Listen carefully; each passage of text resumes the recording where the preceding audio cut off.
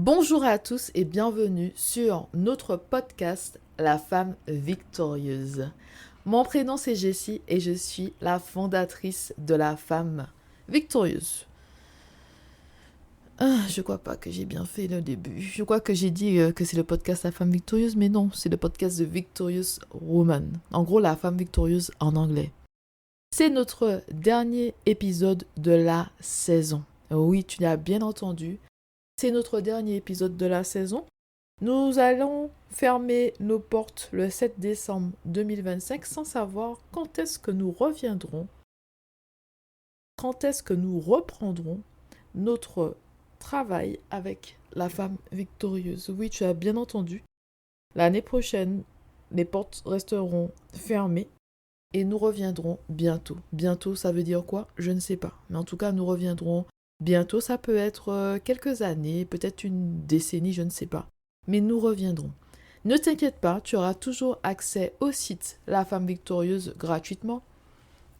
Mais aussi à ce podcast, tu pourras retrouver tous les épisodes que j'ai enregistrés, les interviews, mais aussi les épisodes des autres présentatrices de LFV. Et tu auras accès aussi à YouTube.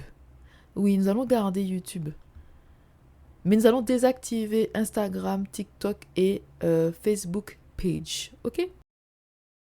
Cela fait un petit moment que je réfléchis à ce dernier épisode. Qu'est-ce que je dois dire dans ce dernier épisode? J'attendais justement que le Seigneur me mette à cœur le sujet de ce dernier épisode. Parce qu'il me reste une dernière vidéo à enregistrer et il me restait cet épisode du jour. Et j'attendais vraiment que le Seigneur dépose dans mon esprit l'épisode, le thème, le sujet de l'épisode du jour. Et c'est l'importance de lire sa Bible. L'importance de lire sa Bible. Et oui, il y a beaucoup de personnes qui se contentent de regarder des sermons, de prier. Oui, elle prie tous les jours, elle prie tous les 2 jours, elle parle à Dieu, mais n'ouvrent pas leur Bible. Elles n'étudient pas leur Bible. Il faut être intentionnel avec l'étude biblique. Peu importe ton organisation, peu importe par où tu choisis de commencer, quel livre de la Bible? Moi, j'ai commencé avec Genèse. Tu peux dire, je commence avec les psaumes, je commence avec les proverbes, je commence avec l'histoire de Joseph, je commence avec l'histoire de David, d'Esther, peu importe. Il faut étudier sa Bible. Il faut lire toute la Bible. Il faut avoir pour objectif de lire toute sa Bible et pas seulement lire les mêmes passages encore et encore, parce que la parole de Dieu est vivante. La parole de Dieu est vivante, elle est tranchante, elle te change profondément. Je mettrai tous les versets dans le descriptif, ok? Je mettrai tous les versets. C'est basé sur des versets. La parole de Dieu est vivante. Et il y a des personnes qui ont ce cœur tourné vers Dieu, mais qui ne lisent pas leur Bible. Elles n'étudient pas leur Bible. Ce qui se passe quand tu n'étudies pas ta Bible, c'est qu'il y a un manque de connaissances. Tu reçois peut-être la parole de Dieu à travers la bouche de pasteurs, à travers la bouche de tes sœurs en Christ ou de tes frères en Christ, à travers la bouche de prophètes, mais toi-même tu ne connais pas sa parole. Tu ne passes pas du temps dans la lecture de la parole. Comment rester au pied de Dieu? Comment rester dans la vérité si tu n'ouvres pas ce livre de vie, ce livre d'enseignement, ce livre de sagesse, ce livre de connaissance, ce livre de compréhension? Il faut ouvrir sa Bible et lire, annoter ta Bible, souligner certains passages de la Bible, c'est important. Tu sais, j'ai commencé à faire des vidéos sur YouTube en 2020. Si tu vas regarder, tu ne trouveras pas ces vidéos de 2020 parce que j'ai effacé la saison 1 à la saison 4. Donc si tu vas regarder sur YouTube, tu ne verras pas les vidéos de l'année 2020. J'ai effacé. Mais j'ai commencé en 2020. Et les commencements sont beaux, les petits commencements. Je crois que c'est dans Zacharie 4:10. C'est écrit de ne pas... Do not despise small beginnings. De ne pas mépriser les petits commencements. C'est écrit dans Zacharie, je crois, 4:10. Donc j'ai commencé, tout était à zéro. Zéro abonné, que ce soit sur YouTube et Instagram. Pas beaucoup de visiteurs sur le site. Le site de la femme victieuse n'était pas ce que c'était aujourd'hui. C'était en fait Be Born Again and Rise Again. C'était en anglais, c'était pour un public anglophone, pas francophone. C'était pas dans ma vision perso de faire, de faire ça en fait. Hein, que même la vision de la femme victieuse, je l'avais pas quand j'ai commencé avec le site. Le site, je l'ai commencé en 2016. Et oui, ça remonte à le site, mais c'était un site plus de développement personnel. Je comptais faire ça pour un public anglophone. Après, j'ai reçu la vision de Dieu. Il m'a dit un public francophone, la parole de Dieu. Donc tout a changé. Au début, c'était censé s'appeler Une femme victorieuse, mais je crois que il y avait déjà quelqu'un qui avait Une femme victorieuse sur Instagram. Donc j'ai mis juste Je suis une femme victorieuse, c'était juste pour avoir un nom sur toutes les plateformes. Mais pour moi, c'était trop long. Dieu a utilisé une collègue qui était devenue une amie. Pour Noël ou encore une autre occasion, elle a acheté pour moi un album photo. Elle a imprimé des photos de moi avec des passages. J'ai toujours cet album-là. Il est à Londres avec des passages bibliques, avec des mots d'affirmation. Et en fait, sur la couverture, elle a mis la femme victorieuse. La femme victorieuse. Et quand j'ai vu ça, j'ai dit, Seigneur, c'est toi. Le nom de cette organisation, de ce média en ligne, c'est la femme victorieuse. Et j'ai changé partout. De je suis une femme victorieuse, on est passé à la femme victorieuse. Et quand j'ai commencé, tu sais, par la foi, hein. Parce que pour moi, j'étais hors de ma zone de confort, dans le sens que j'avais pas envie de faire ça. Ok, j'avais pas envie de mettre mon visage et de parler de la parole de Dieu. Je suis honnête avec toi, j'avais pas envie de faire ça. Dieu m'a dit, j'ai si, je dis, pourquoi moi? Pourquoi je vais prendre des responsabilités comme ça? Pourquoi je vais me casser la tête avec une plateforme? Pourquoi je vais aller sur les réseaux sociaux pour parler de Dieu? En sachant que les personnes qui parlent de Dieu sur les réseaux sociaux et qui ont vraiment le cœur tourné vers Dieu sont persécutées. Pourquoi je vais me mettre dans cette situation-là? Pourquoi je vais chercher des problèmes pour ma vie? Hein, pourquoi? Quel est mon intérêt personnel de faire ça? Aucun intérêt personnel. C'est pas comme si j'ai rêvé de faire ça, je me suis dit oui, un jour j'aurai ça. Non, pas du tout. Il n'y avait aucun intérêt personnel dans ça. Et à l'époque, j'ai dit à Dieu que les personnes qui sont proches de moi sont déjà sauvées. C'est pas comme si je vais faire ça là et puis essayer de sauver des gens. Les gens qui sont autour de moi ont déjà donné leur vie à Dieu. Et en fait, j'ai pas besoin de faire ça.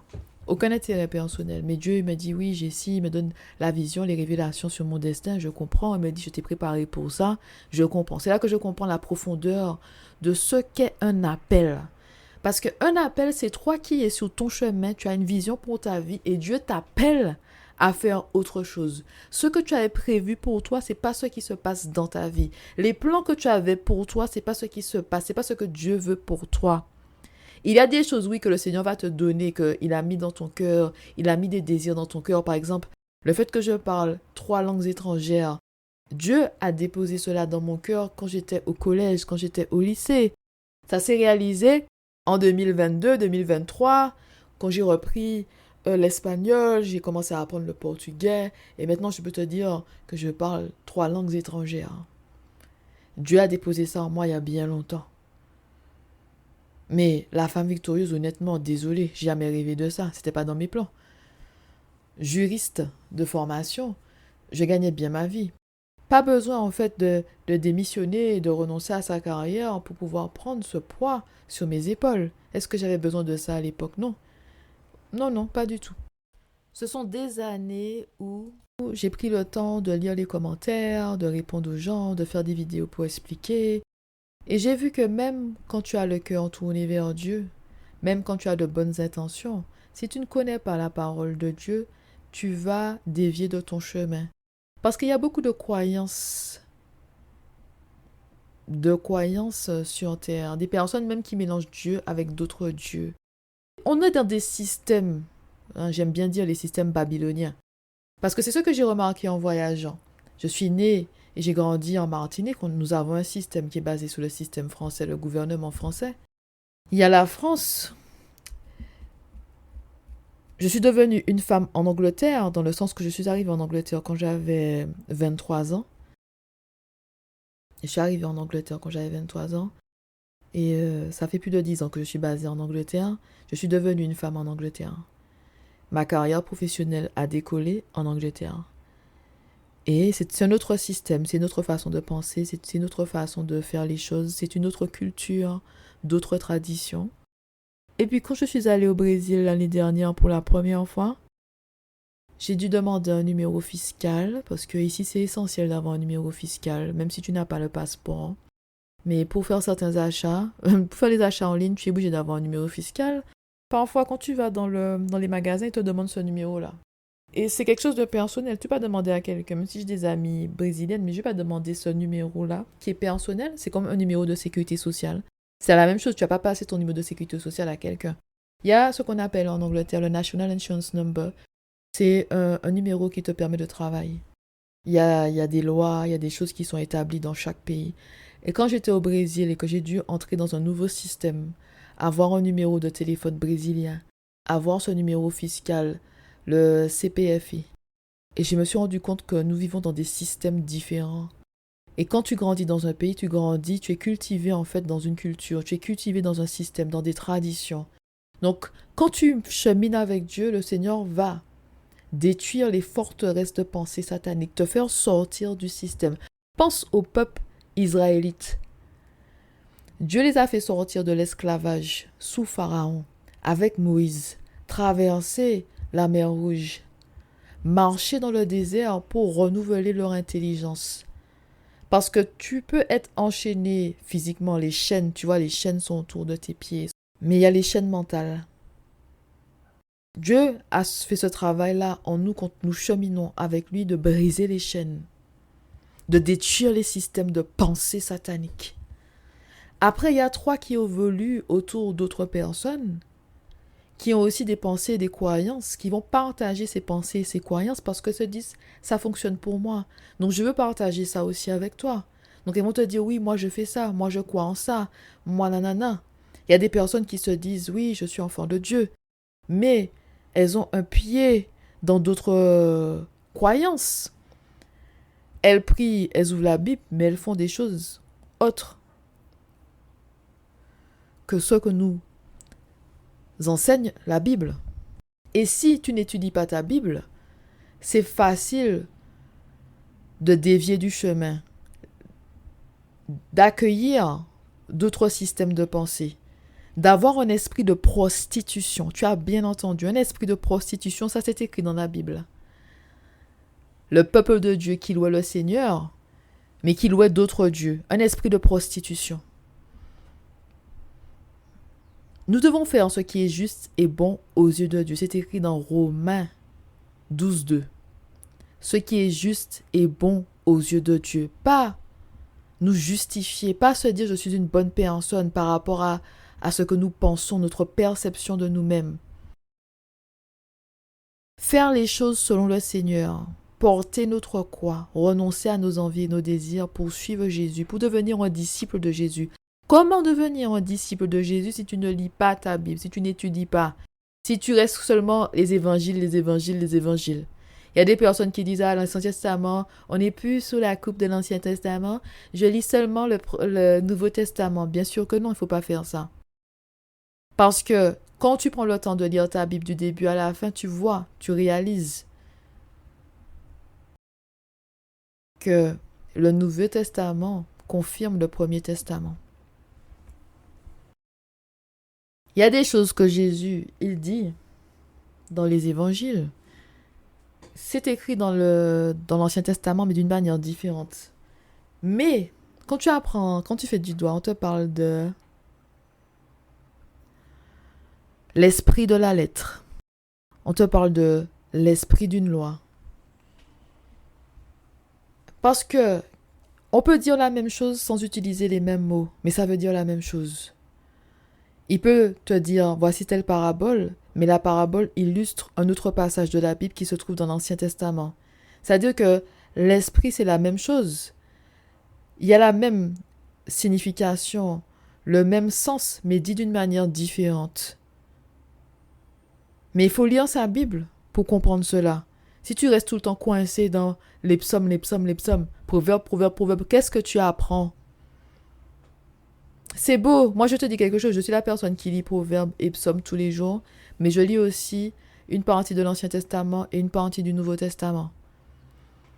Mais je suis la personne, je te dis, oui, c'est bien de méditer sur Proverbes parce que Proverbes, c'est le livre de la sagesse. Et quand tu lis, ça te donne vraiment, en fait, de la compréhension sur ce monde. Les gens, ils vont te dire, oui, la Bible a été écrite dans un ancien temps. La Bible a été écrite dans un ancien temps avec un langage, en fait, des temps anciens, dans le sens que, par exemple, quand on nous parle de bergers, quand on nous parle de moutons, c'est parce que à cette époque-là, il y avait beaucoup de bergers, beaucoup de personnes vivaient, en fait, cultivaient la terre. Donc, il y a beaucoup de références à la moisson, au temps de la récolte, des choses comme ça, parce qu'ils utilisaient, en fait, le langage pour que les personnes de cette époque-là puissent comprendre. Mais l'essence ne change pas. L'essence de la Bible, ça ne change pas. Ça peut être appliqué de nos jours. Renouveler notre intelligence, ne pas se conformer aux traditions de ce monde, parce que ce monde moderne va t'éloigner de Dieu. Tu vas te perdre dans ce monde si tu n'es pas ancré dans la parole de Dieu, si tu n'as pas une relation avec le Seigneur, si tu ne prends pas le temps de méditer et de lire ta Bible. Certains versets sont gravés dans mon cœur. Il y a des versets qui sont gravés en moi. L'humilité que j'ai par rapport à la femme que je suis, par rapport à mon positionnement. Oui, je connais beaucoup de versets, beaucoup de passages bibliques. J'ai ce cœur tourné vers Dieu, mais je reste humaine. Tu sais, ce que je dis souvent à Dieu, ne me laisse pas être comme David et comme Salomon. Pourquoi? David avait le cœur tourné vers Dieu, ça ne l'a pas empêché de pécher. Il avait un cœur repentant, mais sa famille a payé le prix par rapport à ses péchés. Dans un verset biblique, c'est écrit que Dieu punit la faute des pères sur les enfants jusqu'à la 3e, voire la 4e génération. Quand une personne fait quelque chose, ça a des répercussions sur la génération d'après. C'est écrit dans la Bible, tout cela. Et moi, c'est ma prière quotidienne. Oui, j'ai la sagesse, la compréhension. Je suis chrétienne mature, j'ai donné ma vie à Dieu. Je vais faire les choses selon le Seigneur, mais je reste humaine. Tu ne peux pas être une personne parfaite 365 jours. Tu vas pécher à un moment ou un autre. Peut-être pas en action, mais en pensée. Ou par omission. Salomon, cette grande leçon, c'est malgré le fait qu'il avait cette sagesse divine, il s'est retrouvé avec combien de femmes? Il s'est détourné du Seigneur. Malgré le fait qu'il avait cette sagesse divine, ce pouvoir, Salomon, c'était le fils de David, c'était pas un pauvre. C'est pas quelqu'un qui manquait, on va dire, de nourriture. David a donné les plans à son fils pour qu'il puisse construire le temple. Il a tout préparé pour que Salomon puisse faire les choses correctement par rapport au temple. Il a fait la prière pour avoir la sagesse. Dieu lui a dit ce que tu veux. Il a dit la sagesse. Il a eu la sagesse. Malgré le fait qu'il avait la sagesse divine, il s'est quand même éloigné de Dieu. Alors qui suis-je, moi? Ok? Qui suis-je? Qui suis-je? Je suis obligée d'être au pied de Dieu et de prier en ce sens. Seigneur, aide-moi pour que je puisse rester sur mon chemin. Aide-moi, ne me laisse pas tomber dans la vie de péché. Tiens-moi la main. Garde-moi du péché. Je suis obligée de prier dans ce sens-là.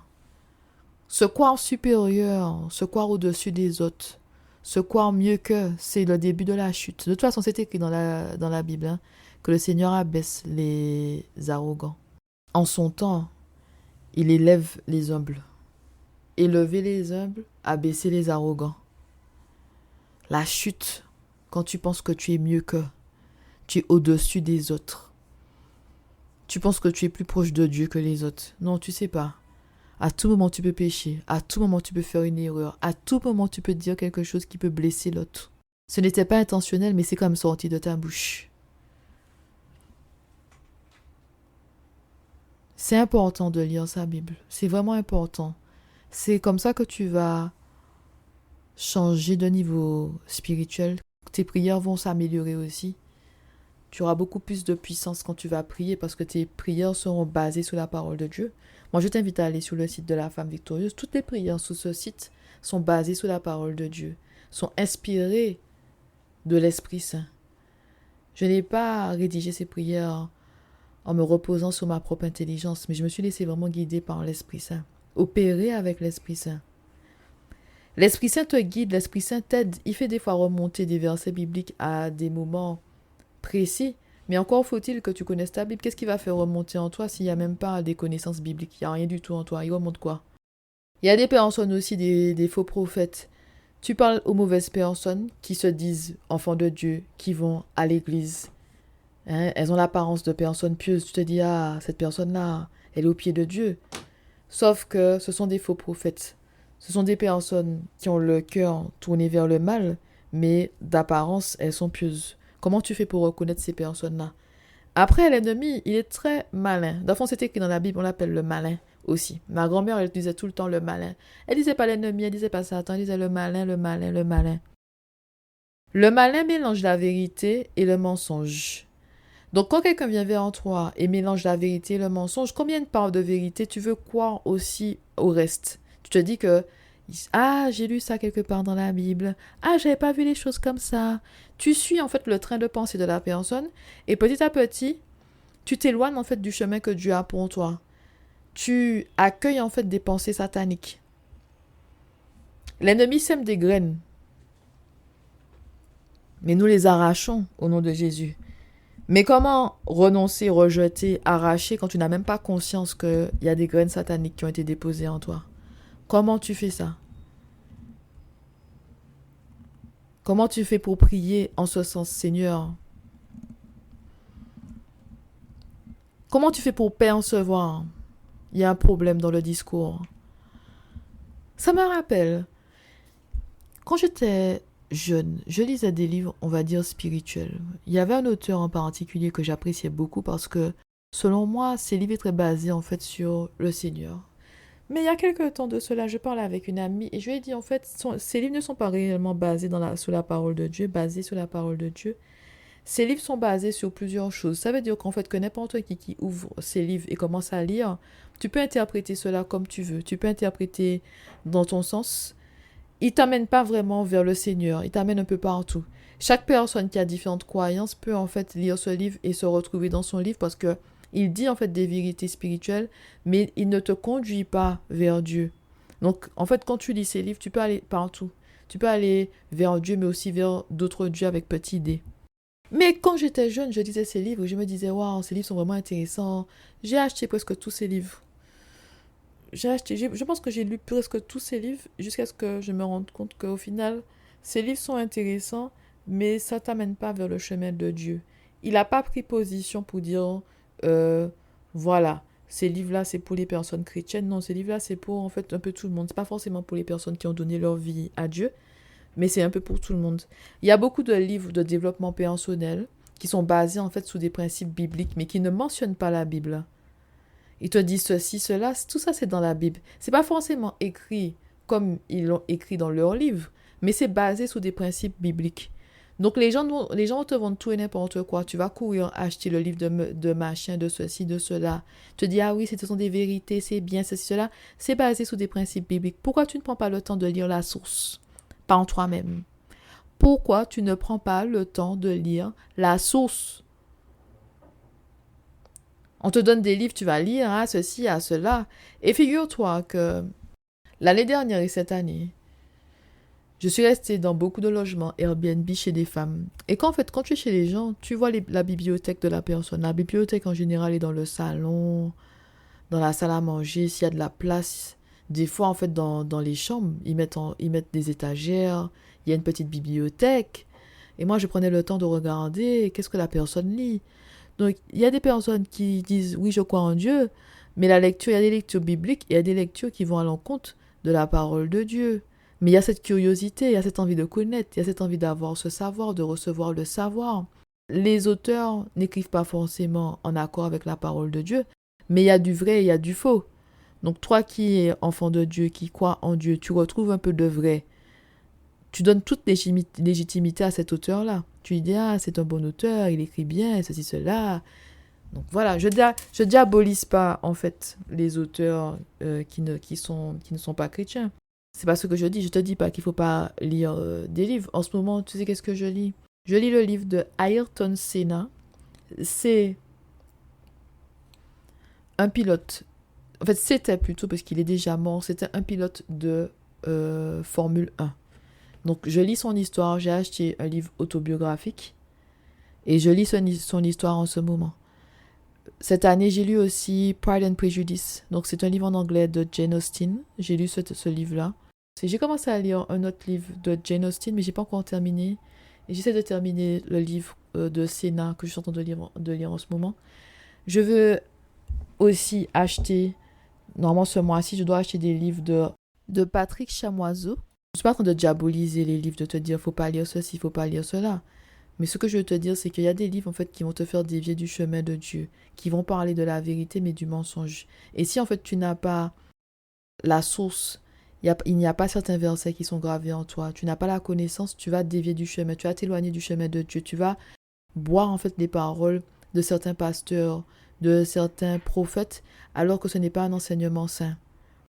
Et tu vas penser que tu fais les bonnes choses. C'est bien en fait d'avoir la connaissance, de prendre le temps d'étudier sa Bible, pouvoir reconnaître le vrai du faux, avoir le don de discerner les esprits, savoir que telle personne a parlé mais c'est pas ce que Dieu veut pour moi. Ça aide dans les conversations, ça aide en fait dans le positionnement dans ce monde parce que nous sommes dans le monde mais pas du monde. Rappelle-toi de Daniel dans Babylone. Daniel était positionné à côté d'un roi qui ne vénérait pas le Seigneur. Ils avaient des pratiques qui allaient à l'encontre de la volonté de Dieu. Daniel, lui, était au pied de Dieu, était dans un système babylonien. Mais comme il connaissait la loi, il ne se conformait pas à la société. Il ne se conformait pas à l'attente des autres. Parce que nous serons en fait oppressés, persécutés par les personnes qui ne comprennent pas pourquoi nous décidons de faire les choses de manière différente. Pourquoi nous ne voulons pas nous conformer aux attentes de la société, aux attentes des uns et des autres. Il faut rester ferme. Et pour rester ferme, tu as besoin de Dieu, de cette force du Seigneur. Tu as besoin du courage. C'est écrit dans la Bible, fortifie-toi et prends courage. Tu as besoin de la connaissance aussi pour, des fois, savoir répondre, des fois pour expliquer, des fois pour planter les graines dans le cœur des uns et des autres, ou encore pour te sentir légitime, ou encore pour garder le silence. Parce que je t'avoue que je parle à différentes personnes qui ont des croyances différentes. Il y a des moments, je ferme la bouche, c'est tout. Dieu ne m'a pas demandé de m'expliquer, de parler, de dire plus, je ferme juste la bouche. J'évite aussi de répondre aux personnes insensées. C'est écrit dans la Bible. J'évite de répondre aux personnes insensées. Je dis j'évite vraiment.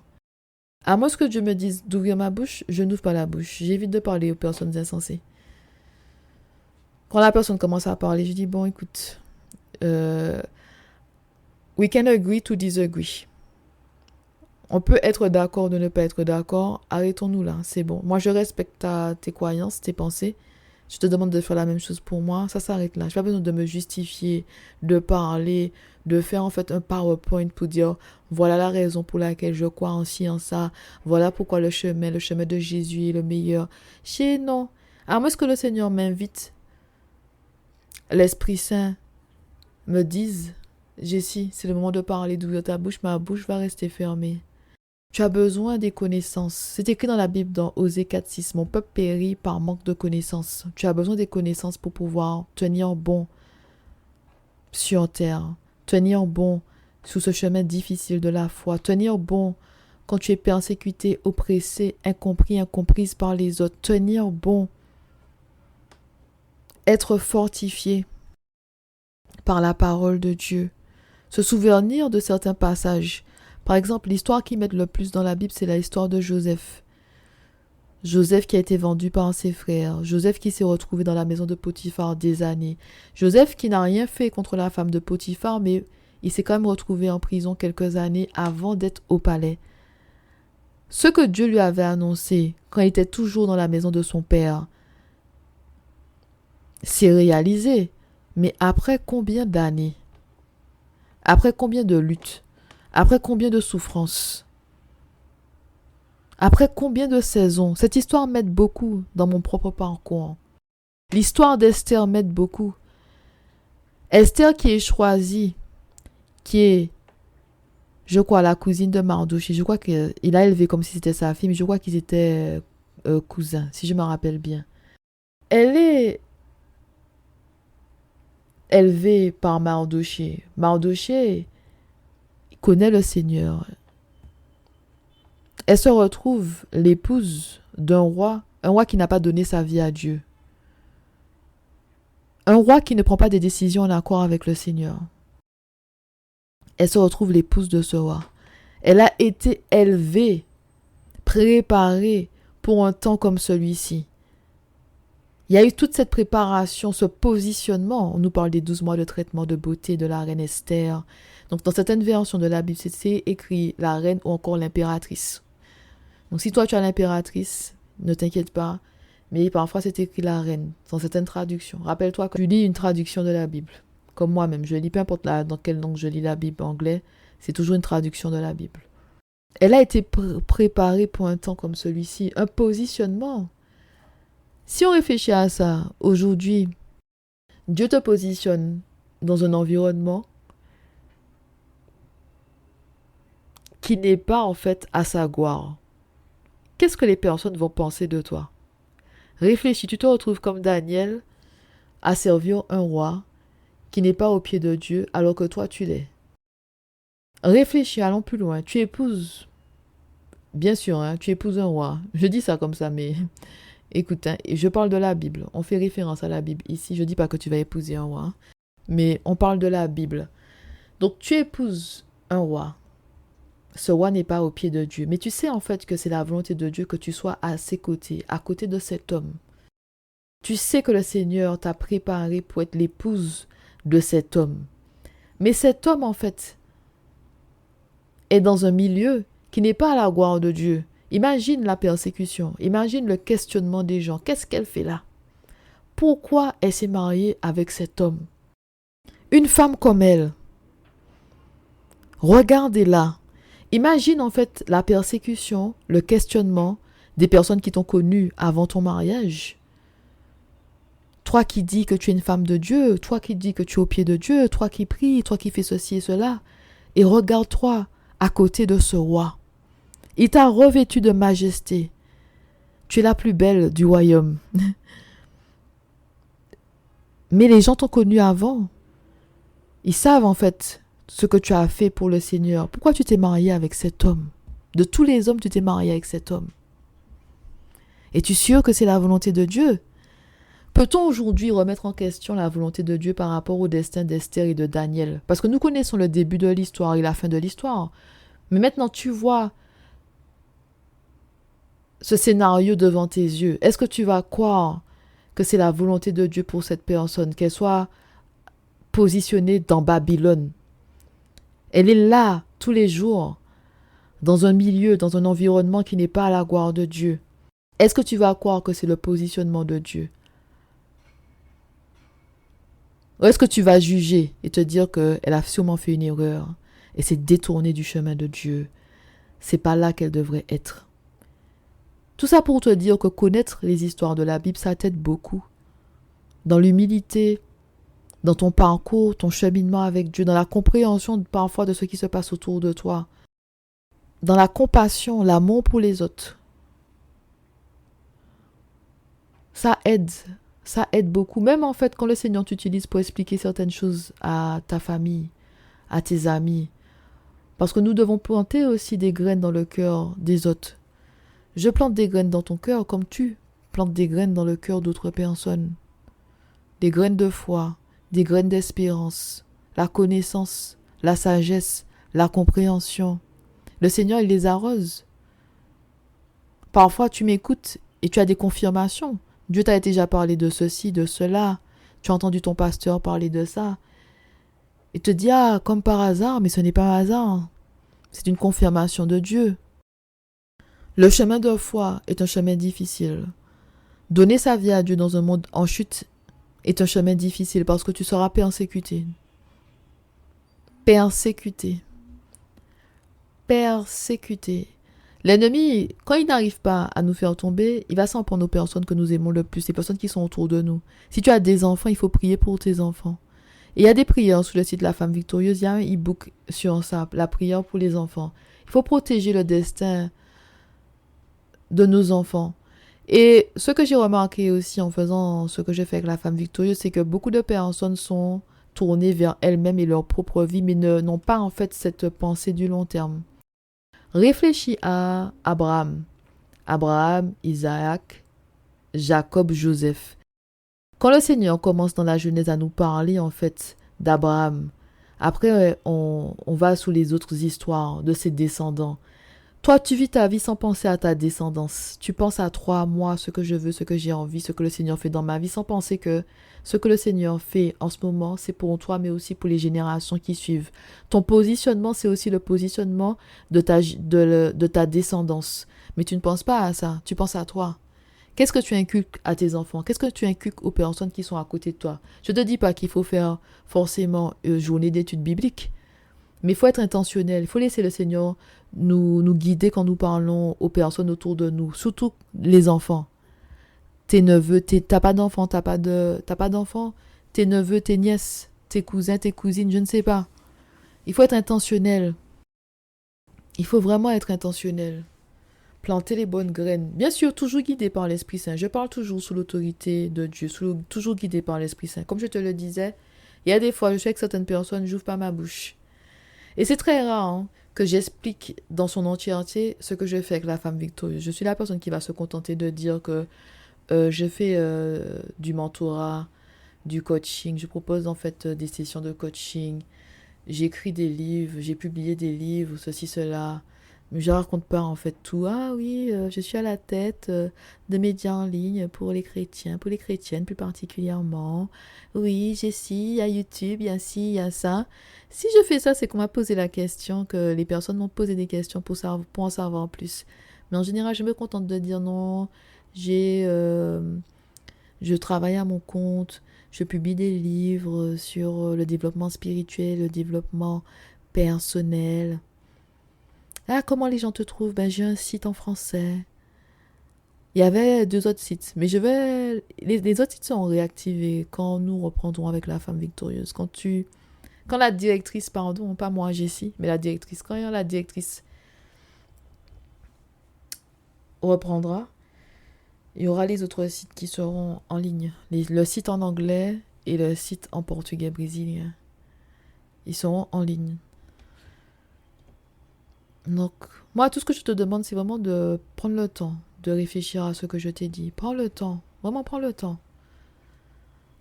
Prends le temps. C'est le moment, c'est la fin de l'année. Je ne sais pas quand est-ce que tu m'écoutes. Quand tu m'écouteras. Non, plutôt quand tu m'écoutes, parce que je ne sais pas quand est-ce que tu... Je ne sais pas à quel moment dans le temps tu es, parce que moi, j'enregistre cet épisode le 4 décembre 2025. Je termine avec la femme victorieuse le 7 décembre 2025. Il y a des personnes qui découvriront ce podcast bien après mon départ, des années après, peut-être après ma mort, qui sait, je ne sais pas. Donc je ne sais pas quand est-ce que, où tu te situes dans le temps, mais je te demande vraiment de méditer sur ça. C'est important de lire la parole de Dieu, d'étudier sa Bible. Il y a des personnes comme Joyce Meyer qui proposent en fait des études bibliques de certains passages de la Bible. Achète des livres, investis dans ces livres-là. Si dans ton église, ils proposent des études bibliques et que c'est payant, investis. Cet argent-là, c'est l'argent que Dieu t'a donné, que tu redonnes à l'église. Il y a des personnes, vous allez mettre beaucoup d'argent dans des soirées, dans des chaussures, dans ceci, dans cela, mais quand il s'agit d'investir dans le royaume de Dieu, vous ne voulez pas. Ah, c'est cher. Pourquoi c'est pas gratuit? La Bible, elle est vendue. C'est une Bible. La Bible n'est pas gratuite parce qu'il y a un coût d'impression. Il y a l'encre, il y a le papier. Tu vois? Il y a beaucoup de personnes qui pensent que tout ce qui vient de l'église doit être gratuit. Non. Il y a des personnes qui travaillent pour que cette église puisse fonctionner. Tu ne t'en rends pas compte que c'est un travail en soi. Oui, il y a des églises qui volent. Oui, il y a des pasteurs qui volent. Mais ce ne sont pas tous. Ce ne sont pas tous. Et puis, laisse le Seigneur te guider vers les bons contenus. Laisse le Seigneur te guider vers la bonne église. Laisse le Seigneur te guider vers ce que tu dois acheter. Il y a des choses qui sont gratuites.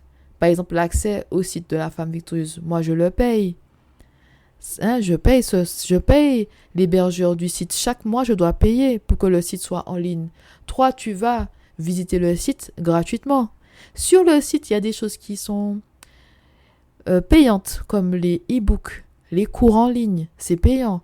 Mais les prières, tout ça, les prières, le blog, c'est gratuit pour toi. Mais moi, je paye l'hébergeur du site tous les mois. Je dois payer.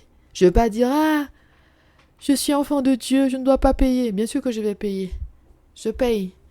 Je paye en fait pour avoir un bon fonctionnement. Je paye pour avoir ce site. Pour les autres, pas tant pour moi, mais plus pour les autres. Pour les personnes qui sont partout dans le monde, qui peut-être ne peuvent pas acheter des livres de prière, mais au moins elles peuvent accéder à ce site, peu importe là où elles habitent. Il y a des ressources sur la femme victorieuse sur le site. Il y a le podcast qui est gratuit aussi. Le podcast, il est gratuit, il aurait pu être payant, il n'est pas payant. J'aurais pu, si j'étais tournée vers l'argent, j'aurais pu en fait demander que les utilisateurs du site payent même 50 centimes par personne. Ça aurait fait de l'argent pour payer le site, pour que le site se paye, ok, sans que moi je prenne de ma poche. Le podcast, il aurait pu être payant, c'est possible en fait, hein, d'avoir une partie membre, un espace membre et de dire que seulement les personnes qui payent peuvent écouter les épisodes. J'ai jamais eu ça à cœur. Et dès le départ, pour moi, c'était important d'être en accord avec Dieu, mais aussi de permettre à certaines personnes d'avoir accès au site La Femme Victorieuse, que peu importe là où elles sont dans le monde, et peu importe les conditions de vie, peu importe le statut social, qu'il y ait cet accès-là. Mais il y a plusieurs façons de gagner de l'argent avec un site et aussi avec un podcast, de le mettre payant. Même sur YouTube, il y a l'espace membre. J'ai jamais fait ça sur YouTube, mettre un espace membre et demander à des gens de payer pour accéder au contenu. Ça va pas changer si tu te poses la question, ça ne changera pas. Pense-y, tu ne veux pas investir dans ton église, tu ne veux pas, tu trouves ça bizarre, oui, pourquoi on doit payer? Moi, j'ai payé les études bibliques dans mon église, du temps où j'étais à Londres. J'ai payé les études bibliques. Je crois que c'était 7 sessions, j'ai payé. J'ai payé aussi les conférences. Et les conférences, ça coûtait cher, mais mon Dieu, qu'est-ce que ça valait le coup. Quand je sortais de là fortifiée. Quelle expérience, 3 jours, prière, louange, enseignement. Je payais. Je mettais l'argent. Dès que Dieu me disait, écoute, il faut aller, je payais. Je payais. J'allais avec mes sœurs en Christ, on allait ensemble. On mangeait ensemble à midi, on passait la journée ensemble, retourner chez toi, essayer de digérer ce que tu as reçu, prendre le temps de méditer un peu, le lendemain rebelote pendant 3 ou 4 jours. J'ai jamais regretté. Mais encore une fois, il faut se laisser guider par Dieu. Je te dis pas d'aller payer n'importe quoi, mettre ton argent n'importe où, non. Il faut se laisser guider par Dieu. Il faut avoir des confirmations de Dieu. Si tu n'entends pas le Seigneur, nous avons aussi un livre, Comment entendre Dieu, comment entendre et discerner la voix de Dieu. Je mettrai le lien dans le descriptif. C'est un livre qui est très court et qui va droit au but. C'est pas un livre où est-ce que c'est un tas de blablabla, non. C'est un livre basé sur la parole de Dieu pour t'aider à te positionner, à entendre et discerner la voix de Dieu. Comprendre qu'est-ce qui bloque les obstacles. Parce qu'il y a des personnes qui se disent, oui, je comprends pas, pourquoi j'entends pas, pourquoi moi j'entends pas, pourquoi il y a des autres qui entendent et tout. Toutes les informations sont dans ce livre. Voilà. Donc pour terminer, merci une nouvelle fois d'avoir pris le temps de m'écouter. Merci d'être resté avec nous. Et pour toutes les personnes qui ont commencé cette aventure avec moi en 2020, vous avez une place particulière dans mon cœur. Hein. Toutes les personnes qui ont commencé avec moi en 2020, parce que c'était vraiment le début du début. J'apprenais. Et en fait, quand je faisais les vidéos sur YouTube, je faisais vraiment ça, comme si je parlais à une amie, à un ami. Comme si on était là, ensemble, et que je partageais la parole de Dieu, mes expériences, mes erreurs, mes péchés d'autrefois. C'était vraiment, en fait... une période, je vais dire, bénie. Autant de mon côté, c'était difficile parce que c'est le changement, c'est le brisement, c'est de nouvelles responsabilités, c'est mettre en place de nouvelles choses, c'est l'incompréhension de pourquoi le Seigneur a décidé que c'est moi, nanana. Autant c'était difficile, autant c'était merveilleux et c'était beau. Et je vous remercie du fond du cœur pour tous les commentaires d'encouragement en 2020, en 2021, en 2022. Merci beaucoup. Merci aux autres aussi qui ont rejoint l'aventure après. Merci à vous. Merci pour votre présence dans les lives d'Instagram, la maison, vous reconnaissez, mais aussi sur YouTube. Merci. Merci à vous. Merci pour votre présence. Merci pour vos commentaires. Merci pour vos encouragements. Merci pour cet amour. Merci pour cette tendresse. Merci pour ce respect. Vous savez que le respect, c'est important pour moi. Les personnes qui me connaissent là un peu, là, vous savez, le respect. Merci pour le respect, la bienveillance. Et merci à toutes les personnes qui ont prié pour moi et qui continuent de prier pour moi. Merci, parce que je sais très bien qu'il y a des personnes, vous priez pour moi, vous avez prié pour moi. Je le sais, je le sens, je le ressens. Merci. Merci. Je sais qu'il y a des personnes, vous avez prié aussi pour le mariage. Merci beaucoup. Je vous remercie du fond du cœur. Merci. Merci. Même si je ne sais pas, je ne vous connais pas personnellement, mais j'apprécie en fait. J'apprécie ce temps d'intercession pour quelqu'un d'autre, ce temps d'intercession pour moi, ce temps en fait. Ou peut-être que vous avez posé des questions à Dieu. Pourquoi tu fais ta fille faire ça? Jessie, elle a l'air d'être fatiguée. Pourquoi elle ne se repose pas? Pourquoi ci? Pourquoi ça? Mais il faut savoir qu'il y a un temps pour tout. Qu'il y a des moments où j'ai vraiment été oppressée par ce ministère. Surtout quand j'avais mon travail, mon 9 to 5. Je travaillais comme juriste, j'étais manageuse. J'avais beaucoup de responsabilités au travail. Plus j'avais la femme victorieuse. C'était beaucoup pour moi. Je crois que en 2021, 2022... 2023, je travaillais du lundi au dimanche. Je prenais des temps de pause, oui, des semaines de pause par-ci et par-là, mais c'était vraiment la construction des fondations de la femme victorieuse et c'était le moment opportun pour travailler ainsi. Je vous rassure que par la suite, en 2024, je crois que peut-être mi-2023, j'ai ralenti un peu. 2024, c'était autre chose. Cette année, c'était totalement autre chose. Cette année, j'ai eu beaucoup plus de temps pour moi. Le temps de créer du contenu, le temps d'être là, le temps de faire des fois 4 vidéos sur YouTube, les shorts. Le temps de faire des reels aussi, j'en ai fait beaucoup plus. Alors qu'au début, je faisais un format beaucoup plus long, de 30 minutes à 1 heure de temps, quand j'ai commencé. Hein, les anciens se souviennent. Hein. Il y a un moment, je faisais 3 vidéos par semaine sur YouTube. Et ça durait entre 30 et 1 heure de temps. J'ai fait beaucoup de choses avec la femme victorieuse. C'était vraiment one woman show avant l'arrivée des présentatrices, des autres présentatrices sur YouTube. Mais j'ai fait beaucoup de choses avec la femme victorieuse. Je suis vraiment reconnaissante. J'ai beaucoup de gratitude pour votre présence. Merci. Hein. J'aurais continué de dire merci. Hein. J'aurais dit merci, merci, merci. Mais merci du fond du cœur. Merci du fond du cœur. Merci. Voilà, donc je crois que c'est tout. J'ai dit merci beaucoup, hein. Oui, oui, oui. Je crois que c'est tout. J'ai quelque chose à dire aussi. Merci en fait à la communauté antillaise. Merci beaucoup, vraiment. Merci à la communauté antillaise. On a bien rigolé ensemble avec les expressions créoles. Vous savez que j'ai le créole du Nord Atlantique. Mon créole était vraiment gras. Quand j'étais jeune, mon créole était gras. Il y a dit gras et puis épais. Mon créole était vraiment gras avant. Il est plus aussi gras. Il est plus, je pense pas. Mais j'ai vraiment l'accent. Mais c'est parce que j'ai vraiment grandi à la campagne du Lorrain. Même si en fait ma mère, elle a déménagé quand j'avais 3 ans, mais je passais beaucoup de temps dans le Nord Atlantique. Et j'ai pris en fait mon accent, ça vient de là. Et ce qu'il faut savoir aussi, c'est que la langue de mon cœur, c'est le créole. Et oui, la langue de mon cœur, ça restera toujours le créole. Et je l'ai ressenti, vous savez, quand je chante dans différentes langues, je loue le Seigneur dans différentes langues. Et j'ai vu en fait que la langue qui touche le plus mon cœur, c'est le créole.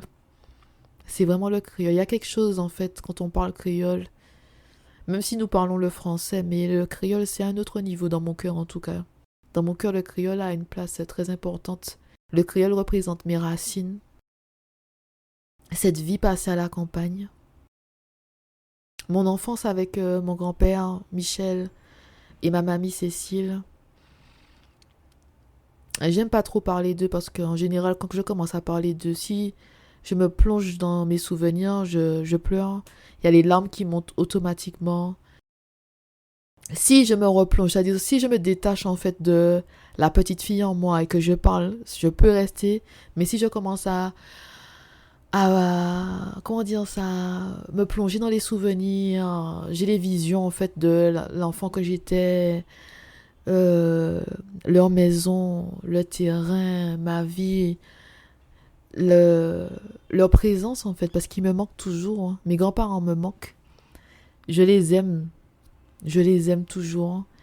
C'est pas je les aimais, mais c'est je les aime. Et mes grands-parents vivent dans mon cœur. Peu importe le temps qui passe, mes grands-parents vivent dans mon cœur. Et j'ai reçu un héritage spirituel de mes grands-parents. Non de mes parents, mais de mes grands-parents. L'héritage spirituel, ça vient de mes grands-parents. Donc je suis reconnaissante. Et j'ai beaucoup de gratitude par rapport à eux, à ce qu'ils ont déposé en moi quand j'étais enfant. Donc voilà, c'est ce que je voulais dire. Donc merci. Une pensée particulière aux Antillais. Merci. Merci beaucoup pour vos messages, vos commentaires, le soutien. Merci aux autres personnes des îles, hein, parce que je sais qu'il y a l'île de la Réunion, l'île Maurice. J'ai vu en fait, hein, je vois beaucoup le drapeau de l'île de la Réunion. Donc merci à vous. Merci en fait. On se comprend, hein, nous les personnes qui venons des îles, on se comprend. On n'a peut-être pas le même créole, mais on se comprend. Vivre dans les îles et vivre sur le continent, c'est différent. Il y a quelque chose qui est différent. Peu importe la couleur de peau, hein, au-delà de la couleur de peau. Juste le fait d'avoir grandi sur une île, c'est totalement différent que de grandir en Europe. Donc il y a quelque chose que nous partageons, même si nous ne sommes pas en fait au même endroit. Nous ne sommes pas tous dans la Caraïbe. Nous n'avons pas tous grandi dans la Caraïbe, mais il y a quelque chose en fait qui nous unit au-delà de la distance géographique. Il y a quelque chose qui nous unit, même si nous ne parlons pas le même créole. Il y a quelque chose qui nous unit aussi, hein, même si nous venons pas du même endroit. Donc merci à toutes les personnes qui m'ont suivi. Ah mais je me répète, hein, mais c'est la fin, c'est le dernier épisode. Prenons le temps de parler, c'est le dernier épisode. Donc merci et merci aussi à toutes les personnes, peu importe là où vous êtes dans le monde. Merci, hein, à tout le monde. Peu importe là où vous trouvez, merci beaucoup. Voilà, donc c'est tout. J'ai terminé avec ce grand discours du merci, merci. Mais je tenais à le faire, hein. C'est vraiment le dernier épisode. J'ai quand même de la peine parce que c'est la fin. J'ai quand même de la peine. J'ai quand même un pincement au cœur, c'est la fin. Une page se tourne. Je ne sais pas qu'est-ce qui m'attend demain, mais je fais confiance à Dieu. Nous marchons par la foi et non par la vue. Allez, à très bientôt.